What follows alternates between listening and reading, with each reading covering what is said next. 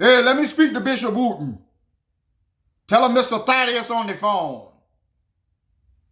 Y'all hush, I'm on the phone.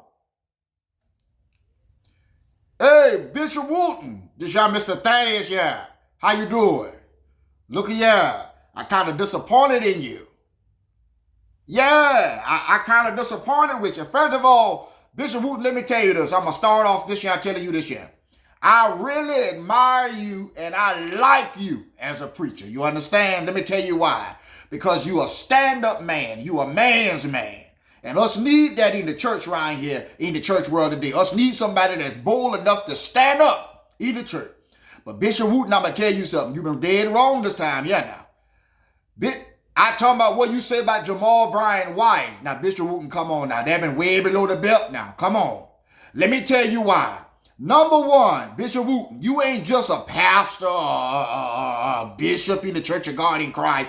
You something like a celebrity. Now, you ain't make yourself a celebrity, but everybody, start watching you. You got a very popular name, and I know you know that. A lot of people watch these viral clips and things what you put out there, right? Now, tell me the truth. Do you want people to see another brother in Christ calling another brother in Christ say his wife had looked like a $2 hoe? Now, no. Now, come on now. Be for real. You wouldn't want nobody to say that to your wife, and you have a very beautiful, elegant, classy wife. But somebody might think they don't like the way her dress. You understand? And they might say look like a $2 hoe. You wouldn't like that. Now, come on. Now, as a brother in Christ, as a pastor, as somebody that hold a title, you should have had no better than that. Even if you had thought that, Bishop Wooten, just listen to what I'm telling you. Listen to what I'm saying now. Even if you had thought that in your mind, for you to let that come out of your mouth over that pulpit, that was dead wrong. I just got to tell you. And if I can't tell you the truth, no need for me to talk to you. Now, listen at this here now. Listen at this here. I'm not saying that you don't have a right to your own opinion, but there's a way. There is a way that you do anything, Bishop Wooten. There is a way. And I believe that how you went about that was not correct in you calling that man, say that man's wife had looked, because you did not call her a $2 hoe.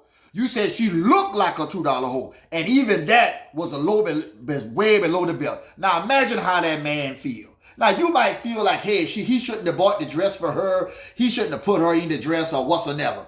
But just put yourself in his shoe. If you had made a mistake like that, had made a bad decision, and get the wrong kind of dress and thing for your wife, would you want somebody to say your wife look like a $2 hoe? Exactly. You wouldn't want that. I'm going to tell you what you need to do. First of all, you need to get on that same computer, that same camera into your church, and tell that man you sorry for what you done. You need to apologize. You need to be a man. And I expect this from you because you're a man's man.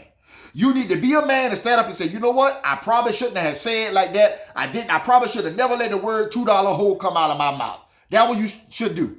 Then you need to get on that phone and call that man and talk to him man to man and say, hey man, look, I overstepped my boundaries. I never should have suggested nothing like that about your wife and think like that on the internet or period to anybody.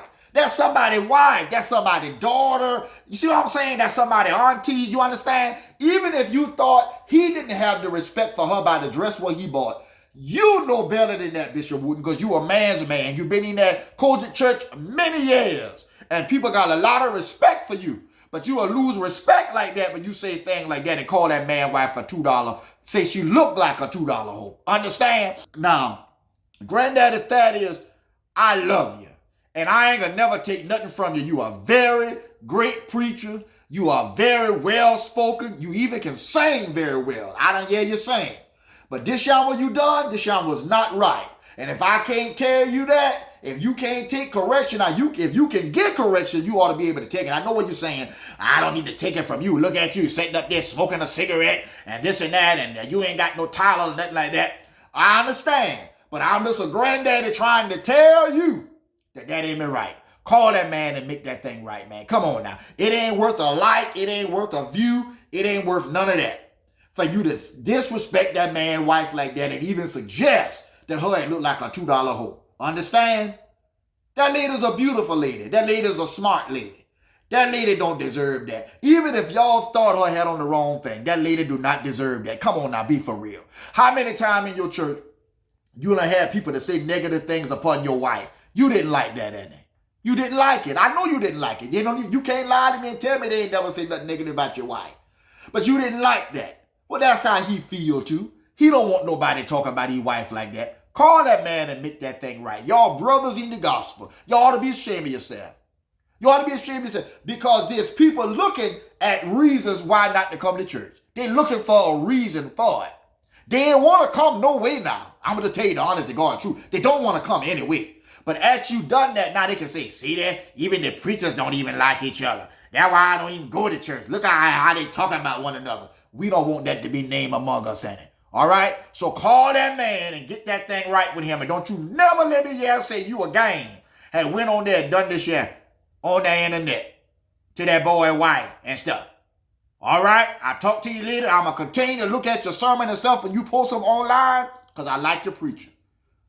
And I'm not mad with you, but I'm very disappointed. And I'll talk at you later, yeah? Okay, bye. Okay, bye. I don't want to tell y'all again to be quiet when I'm trying to talk on the phone. Y'all know better than that.